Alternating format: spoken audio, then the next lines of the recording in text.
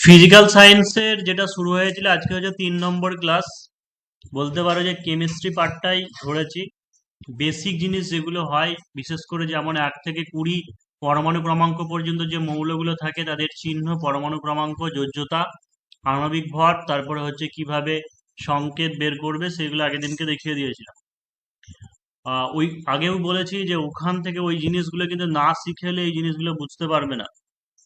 বারবার বলা হচ্ছে যে ওই বেসিক জিনিসটা যদি না শিখে আসো তাহলে কিন্তু এগুলো কিছুই আজকে বুঝতে পারবে না। তো দেখো যে পিরিয়ডিক টেবিল বা পর্যায় সারণী এবং হচ্ছে কেমিক্যাল বন্ডিং, আর এদিকে হচ্ছে জৈব রসায়নের পার্ট, এই কটাই জিনিস কেমিস্ট্রির আছে যেগুলো হচ্ছে একটু বোঝার ব্যাপার আছে।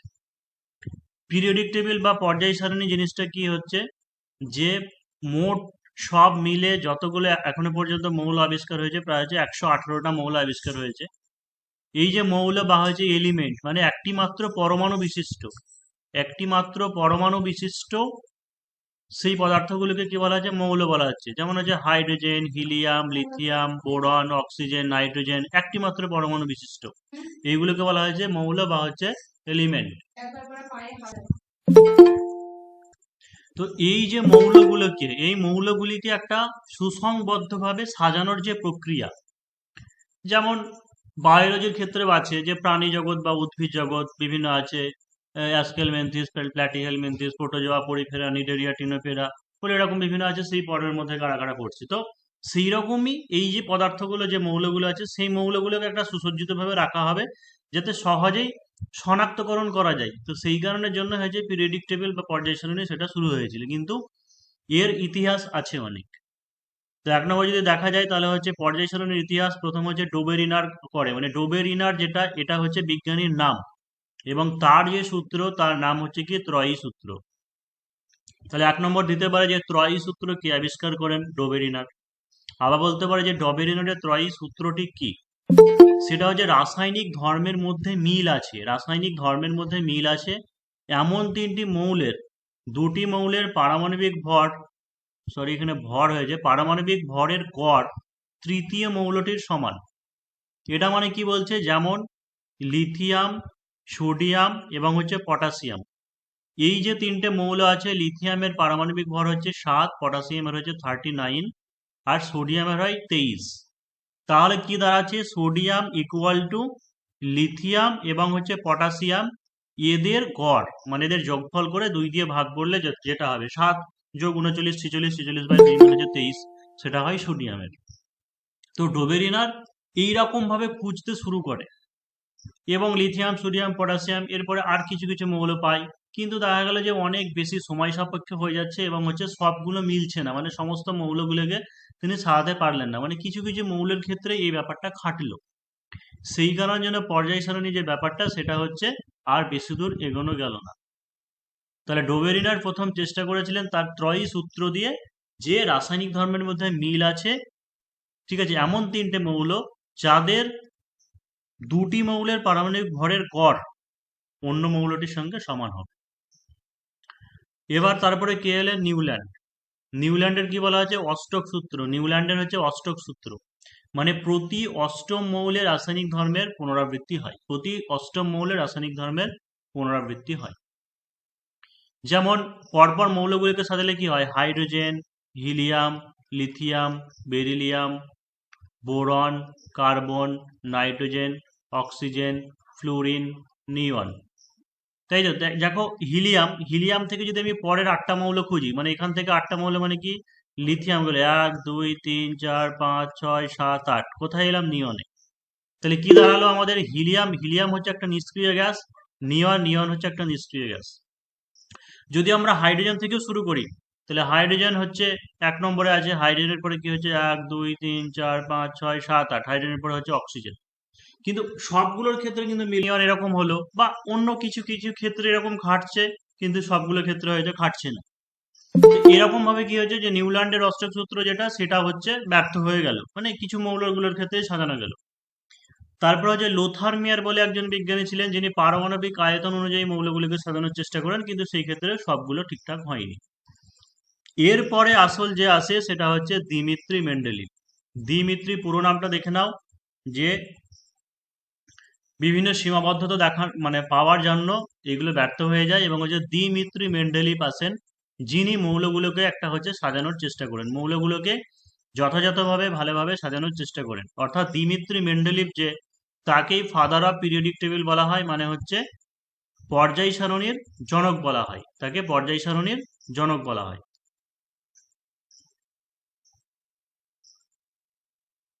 এবার এখন পরীক্ষার সময় একটা জিনিস কি দিচ্ছে, যে হয়তো বললো যে মেন্ডেলিভের এই পর্যায় সারণীর জনককে, তাহলে দেখবে মেন্ডেলিভ বলে আছে, মেন্ডেলিভ বলে আছে।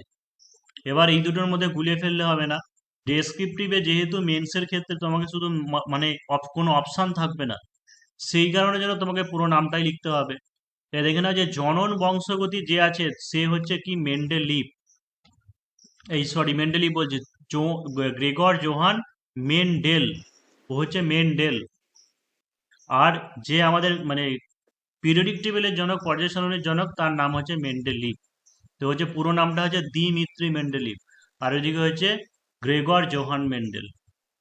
তাহলে এই যে ব্যাপার, যে তুমি ভাবছো যে আমি আনসার ঠিকই লিখে এসেছি, কিন্তু যদি একটু ভুল হয়ে যায় তাহলে কিন্তু একটা নাম্বারও দেবে না, দুইয়ের মধ্যে এক নম্বরও দেবে না, জিরো বসিয়ে দেবে।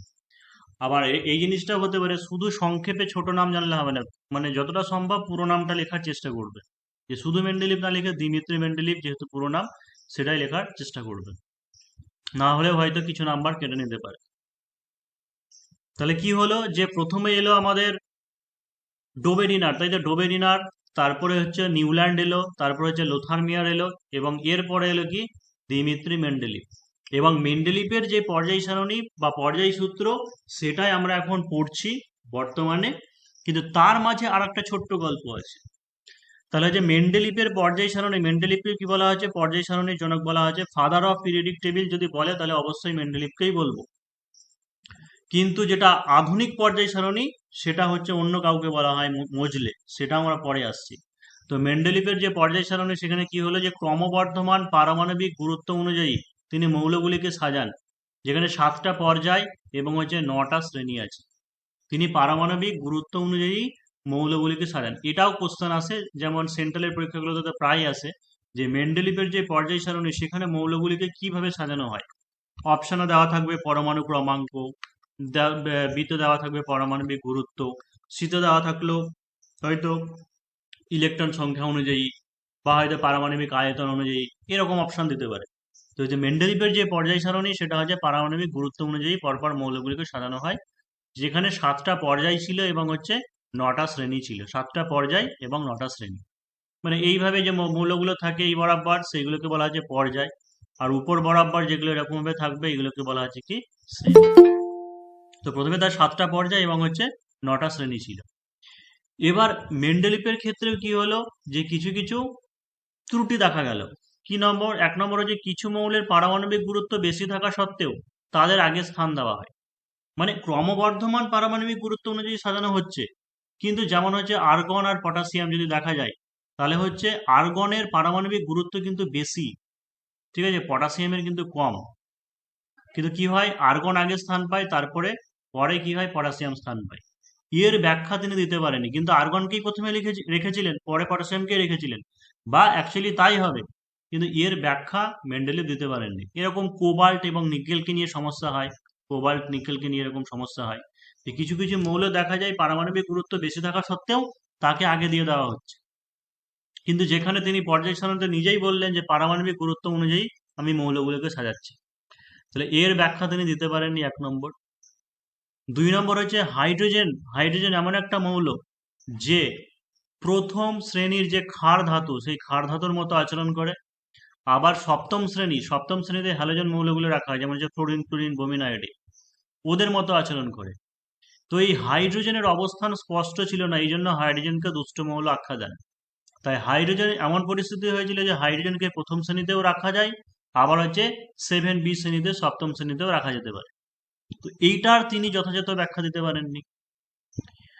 এরপরে 1913-14 সালে বিজ্ঞানী রন্টজেন এক্স রশ্মি আবিষ্কার করেন, এবং এই এক্স রশ্মি আবিষ্কার করলে পরে বিজ্ঞানী মোজলে এর সাহায্যে পরীক্ষালব্ধ সিদ্ধান্তে আসেন যে যে কোনো মৌলের রাসায়নিক ধর্ম তার পরমাণু ক্রমাঙ্কের উপরে নির্ভর করে। অর্থাৎ এতক্ষণ পর্যন্ত মেন্ডেলিভ যেটা ভাবছিলেন যে কোনো মৌলের রাসায়নিক ধর্ম তার পারমাণবিক গুরুত্বের উপরে নির্ভর করে, কিন্তু পরবর্তীকালে এক্সওসি যে আবিষ্কার হয়ে গেল, এক্সওসির আবিষ্কারের ফলে বিজ্ঞানী মোজলে এটা প্রমাণ করে দেন যে কোনো মৌলের যে রাসায়নিক ধর্ম, সেই রাসায়নিক ধর্মটা নির্ভর করছে তার পরমাণু ক্রমাঙ্কের উপরে। পরমাণু ক্রমাঙ্ক মানে কি বলেছি, যে যে কোনো মৌলে যত সংখ্যক প্রোটন সংখ্যা থাকে সেটাকেই তার পরমাণু ক্রমাঙ্ক বলে। আর সাধারণ অবস্থায় কোনো মৌলে প্রোটন সংখ্যা যতগুলো থাকে, ইলেকট্রন সংখ্যা ততগুলোই থাকে। প্রোটন এবং ইলেকট্রন সমান সমানই থাকে। সে যদি আয়নিত হয়, ইলেকট্রন গ্রহণ বা বর্জন করে, তখন ইলেকট্রনটা চেঞ্জ হয়ে যায়। তাই যদি বলা হয় যে কোনো মৌলের পরমাণু ক্রমাঙ্ক বলতে কি বোঝায়, সেই মৌলের প্রোটন সংখ্যা। তো হচ্ছে সেই মৌলের রাসায়নিক ধর্ম নির্ভর করছে তার পরমাণু ক্রমাঙ্কের উপরে। এটা বিজ্ঞানী মোজলে প্রমাণ করে দিলেন। এই ঘটনার পরেই মেন্ডেলিভ মৌলগুলোকে কি করে দিলেন, আবার পরমাণু ক্রমাঙ্ক অনুযায়ী সাজিয়ে দেন। অর্থাৎ আর কোনো সমস্যাই রইল না। কারণ পরমাণু ক্রমাঙ্ক যে ব্যাপারটা, সেটা তো হচ্ছে কোনো ফ্র্যাকশনে আসবে না, একটা গোটা সংখ্যা। 1 2 3 4 5 6 7 8 এইভাবে একটা গোটা সংখ্যা, ফ্র্যাকশন নয়। এবং এর ফলে কি হয়ে গেল, মেন্ডেলিভের যে পর্যায় সারণী সেটা সারাতে খুব সোজা হয়ে গেল, এবং তিনি সংশোধন করে সেটাকে পরমাণু ক্রমাঙ্ক অনুযায়ী করে দিলেন।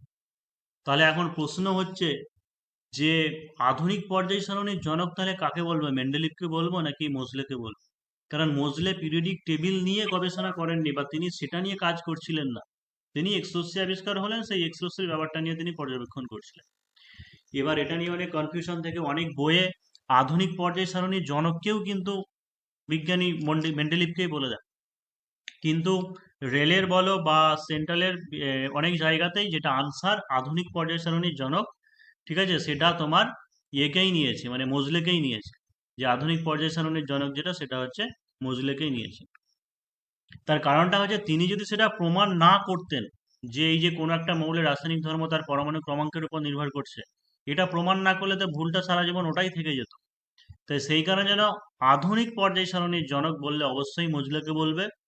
আর যদি বলে এমনি পর্যায় সারণীর জনক বা ফাদার অফ পিরিয়ডিক টেবিল, তাহলে সেই ক্ষেত্রে হচ্ছে মেন্ডেলিভ। আর যদি বলা হয় যে আধুনিক পর্যায় সারণী বা মেন্ডেলিভের সংশোধনী পর্যায় সারণীতে মৌলগুলিকে কি অনুযায়ী সাজানো হয়, তাহলে যে ক্রমবর্ধমান পরমাণু ক্রমাঙ্ক অনুযায়ী সাজানো হয়। তাহলে যারা প্রথম করছো এই সমস্ত ক্লাস বা সায়েন্সের ক্লাস, তাদের অবশ্যই মাথার উপর দিয়ে যাবে যে কি বলছে, মানে জিনিসগুলো হয়তো বোধগম্য হবে না, তাও অতটা না বুঝলেও হবে। জাস্ট পরীক্ষায় কোশ্চেন যেটা আসবে, কি কোশ্চেন আসতে পারে সেটা আমি আরেকবার সর্টিং করে দিচ্ছি। যে তোমাকে যদি বলা হয় যে পর্যায় সারণীর জনক কে, তাহলে অবশ্যই কি বললাম যে মেন্ডেলিভ। যদি বলা হয় যে আধুনিক পর্যায় সারণীর জনক কে, তাহলে হচ্ছে বলবে মোজলে।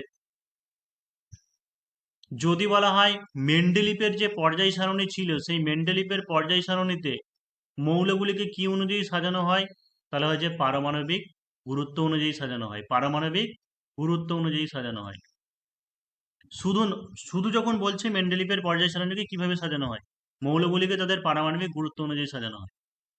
কিন্তু যেই এক্সওসি আবিষ্কার হয়ে গেল, দিয়ে আধুনিক পর্যায় সারণী হলো, তাহলে হয় আধুনিক পর্যায় সারণী যদি বলে, বা যদি বলে মেন্ডেলিভের সংশোধনী পর্যায় সারণী, তাহলে কি হবে, পরমাণু ক্রমাঙ্ক।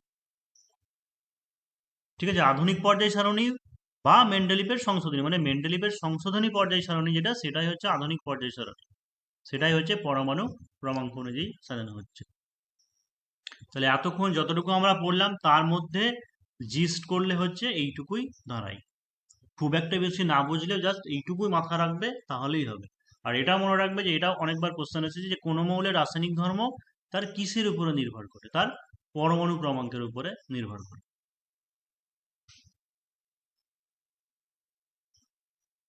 এবার হচ্ছে IUPAC, পুরো নামটা হচ্ছে international union for pure and applied chemistry. International union for pure and applied chemistry, IUPAC. এটা হচ্ছে সারা বিশ্বে, ঠিক আছে, এই ব্যাপারটা হচ্ছে সারা বিশ্বে কেমিস্ট্রি যেভাবে পড়ানো হয়, বা একটা মৌল, তাদের মৌলের যে রাসায়নিক নাম, যেমন আমরা তো কেউ বাঘ বলি, কেউ টাইগার বলি, কিন্তু অ্যাকচুয়ালি ওর বিজ্ঞানসম্মত নাম কি? যেমন প্যান্থেরা টাইগ্রিস বলি, বা আমরা মানুষ বলি, কেউ হিউম্যান বলে, কিন্তু কি হয়েছে? হোমোসাপিয়েন্স। তাহলে এই হোমোসাপিয়েন্স নামে নামে কি হয়েছে? যে গোটা ওয়ার্ল্ড চিনছে যে হ্যাঁ মানুষ, মানব জাতি।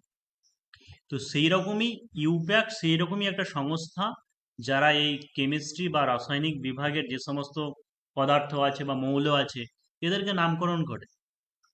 তো সেই অনুযায়ী গোটা বিশ্বে সবাই ওই নামে চিনবে। আমরা লোহা বলছি, কেউ আয়রন বলছে, কিন্তু এই ইউপ্যাক নেম বা যে নামটা হয়েছে সেটা সেই নামে চিনবে।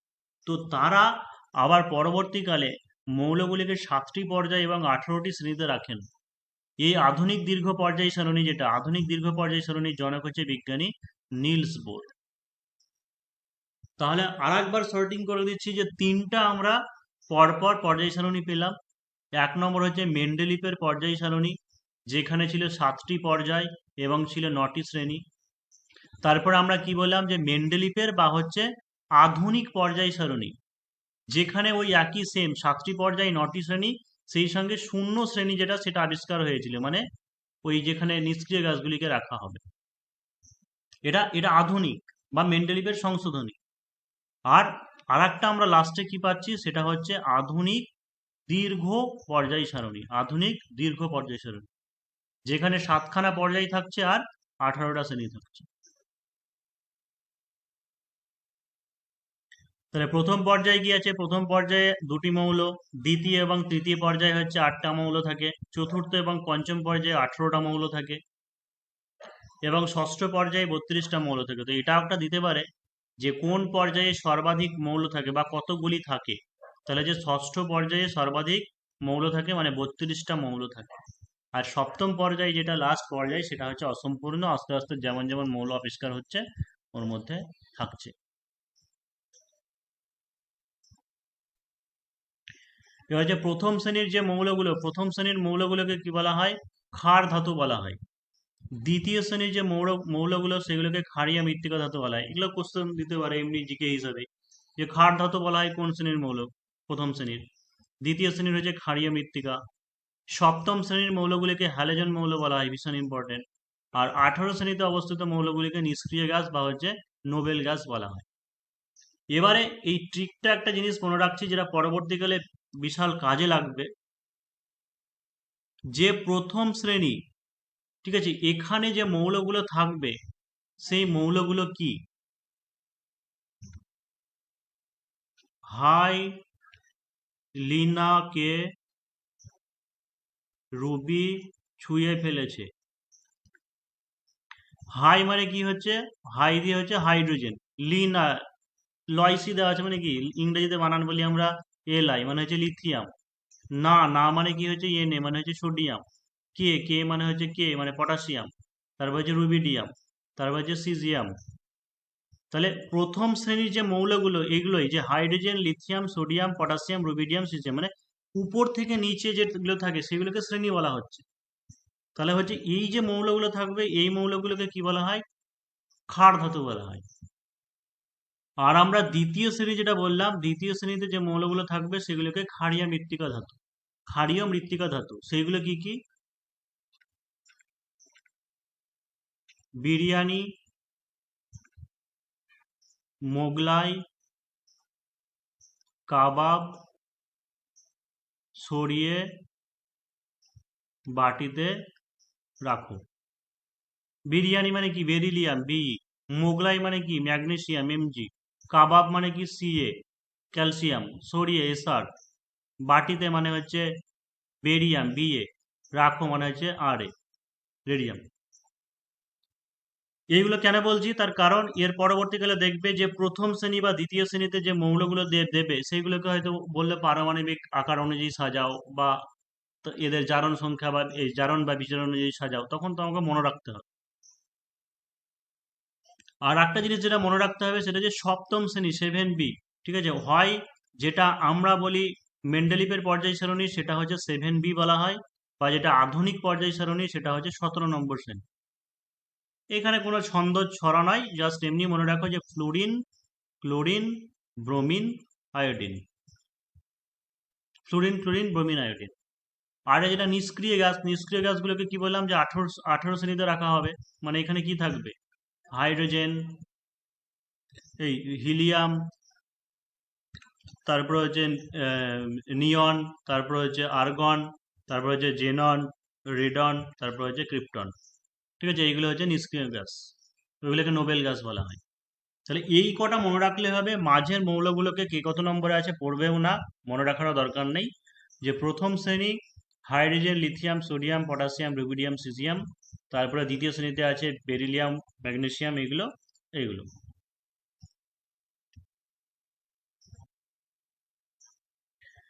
এবার চতুর্থ পঞ্চম পর্যায়ে যেটা আছে সেই মৌলগুলোকে সন্ধিগত মৌল বলা হয়। যেমন হচ্ছে কপার, সিলভার, সোনা। ঠিক আছে, কপার, সিলভার, সোনা, এদেরকে সন্ধিগত মৌল বলা হয়। এটা ইম্পর্টেন্ট আছে। এদের একটা স্পেশাল যে প্রপার্টিস আছে সেটা হচ্ছে এরা একাধিক যোজ্যতা দেখাতে পারে। যেমন কপার কিউপ্রিক 2 হয় 3 হয় যোজ্যতা। ঠিক আছে, সোনার ক্ষেত্রে হয়। তারপরে একাধিক যোজ্যতা দেখাতে পারে এবং হচ্ছে রঙিন যৌগ গঠন করতে পারে। তো হয়তো নিচে দিলে একটা অপশন আছে নিচের কোন মৌলটির একাধিক যোজ্যতা থাকতে পারে। তো হচ্ছে কপার, সিলভার, সোনা, রূপা যেটা থাকে এদের একাধিক যোজ্যতা থাকতে পারে।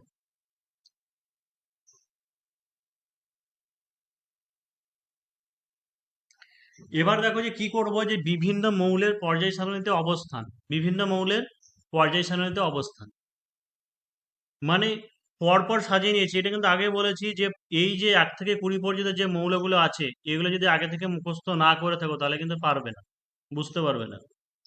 আমরা এখানে কি করে নিয়েছি, পরপর পরমাণু ক্রমাঙ্ক অনুযায়ী লিখেছি। মানে হাইড্রোজেনের পরমাণু ক্রমাঙ্ক কত, 1। তাহলে কি হয়েছে, ইলেকট্রন বিন্যাস মানে প্রথম কক্ষে একটাই থাকবে। তাও যারা ভুলে গেছো বা হয়তো কেউ যদি নতুন থাকো তাদেরকে একবার মনে করিয়ে দেওয়ার চেষ্টা করছি যে একটা মৌলের মধ্যে বিভিন্ন কক্ষপথ থাকে, সেই কক্ষপথে কি হয়, ইলেকট্রনগুলো আবর্তন করে, তাই তো।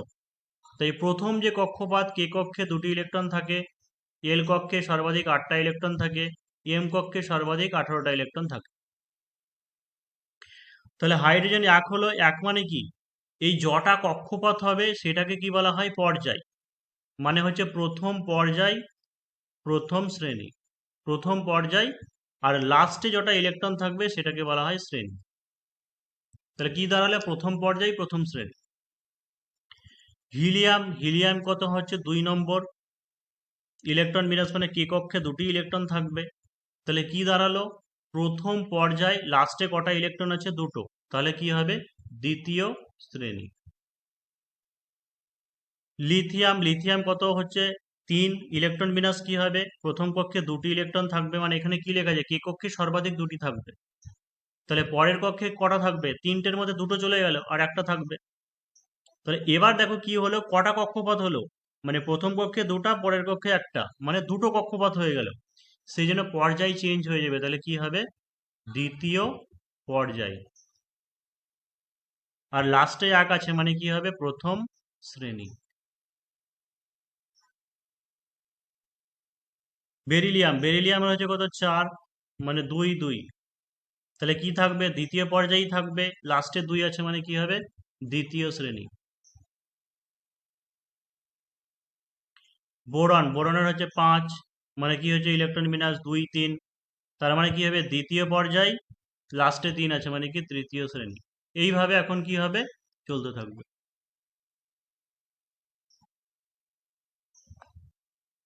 কার্বন 6, মানে 2 4, দ্বিতীয় পর্যায় চতুর্থ শ্রেণী।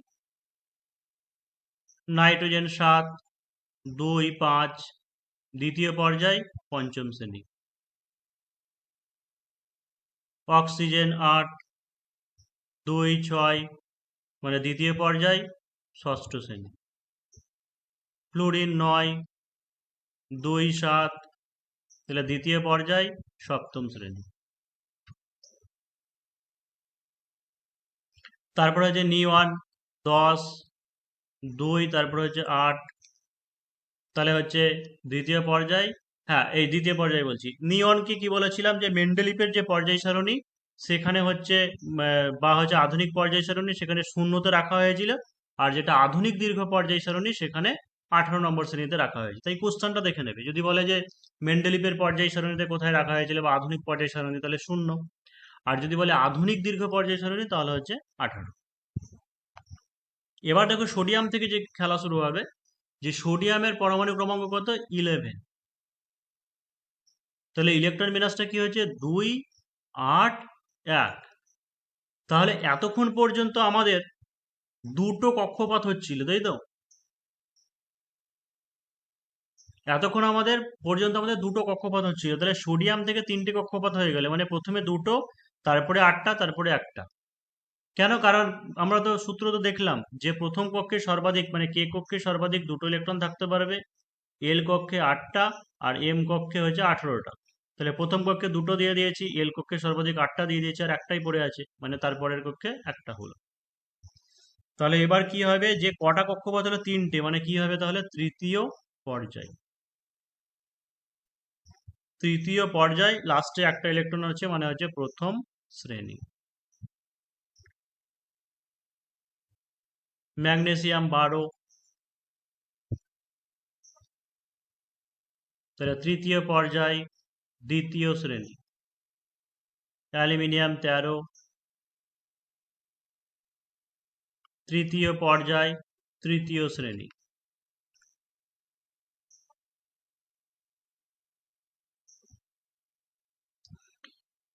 দেখো এইভাবে সব চলতে থাকবে। তোমাদেরকে একটা তাহলে ধরি, তোমরা নিজেরাই বলবে। ধরো বললাম যে ক্লোরিনের ধরছি, যে তাহলে বলে যে কি হবে। ক্লোরিনের কথা হচ্ছে, ক্লোরিন হচ্ছে পরমাণু ক্রমাঙ্ক 17। তাহলে 2, 8, ইলেকট্রন 7 ইলেকট্রন বিন্যাস কি হবে, তৃতীয় পর্যায়ে সপ্তম শ্রেণী। তৃতীয় পর্যায়ে সপ্তম শ্রেণী। 2, 8, 7। তার মানে কি দাঁড়াচ্ছে, 3টে কক্ষপথ, মানে যে তৃতীয় পর্যায়, সপ্তম শ্রেণী।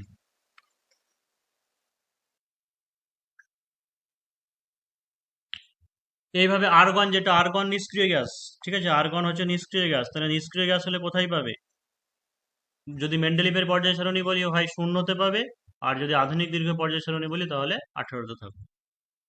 এবার দেখো পটাশিয়াম আর ক্যালসিয়ামটা ভালো করে বোঝে। পটাশিয়ামের হচ্ছে 19। তাহলে ইলেকট্রন বিন্যাস কি হবে, প্রথম কক্ষে দুটো হলো, পরের কক্ষে 8টা হলো। এবার এর পরের কক্ষে সর্বাধিক 18টা বলেছি, মানে কিন্তু কি হচ্ছে, 9 দিতে পারবো না, কারণ হয় সর্বাধিক 8টা দিতে পারবে, নাহলে 18টা দিতে পারবে। তাহলে 2, 8, এরপরে আবার একবার 8 দিতে হবে, দিয়ে হচ্ছে 1। তাহলে কটা চতুর্থ কক্ষপথ হয়ে গেলে, 4টে, মানে হচ্ছে চতুর্থ পর্যায়, প্রথম শ্রেণী।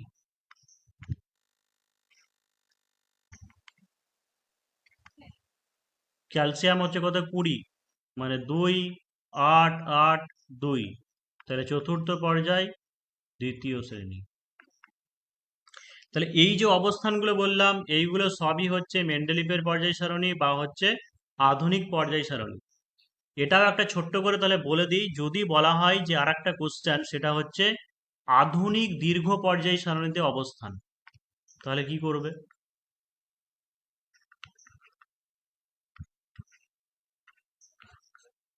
এইগুলো যেগুলোই বললাম সবই মেন্ডেলিভের বা হচ্ছে আধুনিক পর্যায় সারণীর কথা বললাম। এবার হচ্ছে আধুনিক দীর্ঘ, মানে যেটা 7টা পর্যায় 18টা শ্রেণীতে ভাগ করা হয়েছে। মানে প্রথমে 7টা পর্যায় 9টাতে বলেছিলাম, এবার আরো 9টা বেড়ে যাচ্ছে, 18টা শ্রেণী। তাই যদি তোমাকে বাইচান্স দেয়, হয়তো দেবে না, যদিও বলে যে আধুনিক দীর্ঘ পর্যায় সারণীতে অবস্থান, তখন যাদের লাস্টের কক্ষে শুধুমাত্র 2+ থাকবে, মানে শেষ কক্ষে যদি 2-এর অধিক ইলেকট্রন থাকে, মানে যেমন অ্যালুমিনিয়াম থেকে স্টার্ট হচ্ছে, যে শেষ কক্ষে 3 দেওয়া আছে, তাহলে পর্যায় সেম একই থাকবে, তৃতীয় পর্যায়েই থাকবে, কিন্তু এর সঙ্গে তুমি 10 যোগ করে দাও, মানে কত হচ্ছে, 13তম শ্রেণী। যেমন ক্লোরিন আমি কি দেখলাম, ক্লোরিনের ক্ষেত্রে সপ্তম শ্রেণী লেখা আছে, তাই তো, 7 আছে, 7-এর সঙ্গে 10 যোগ করে দাও, 10-এর সাথে কত হবে, 17তম শ্রেণী। এটা কি বলছে, আধুনিক দীর্ঘ পর্যায় সারণী। তাহলে বুঝলে কিনা সেটা টেস্ট করার জন্য আমি তোমাদেরকে একবার টেস্ট নিচ্ছি। সেটা ধরো ফসফরাস বললাম, মানে দুটোই বলবে আমাকে। ফসফরাসের কত হবে পরমাণু ক্রমাঙ্ক, 2, 8, 5টা 2, 8, 5। মানে যে 2, 8, 5, মানে হচ্ছে কি তৃতীয় পর্যায়, তৃতীয় পর্যায়, 15তম শ্রেণী। পঞ্চম পর্যায়, পঞ্চম আর 15। হুম।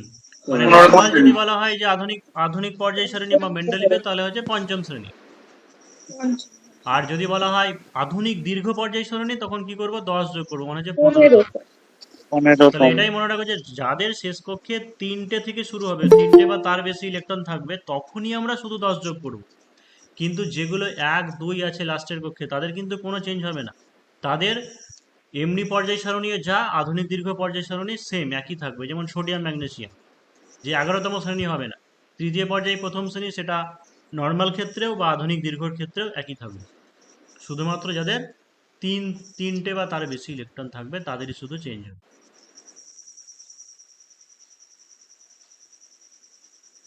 এবার দেখো আরেকটা জিনিস যে কোশ্চেন আসে এখান থেকে, সেটা হচ্ছে যেমন পরমাণুর আকার।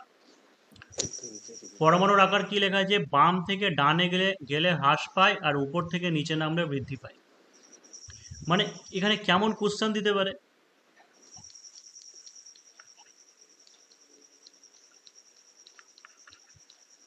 হয়তো তোমাকে এই একটা মৌল বললো, আর আর একটা হয়তো বললাম আমি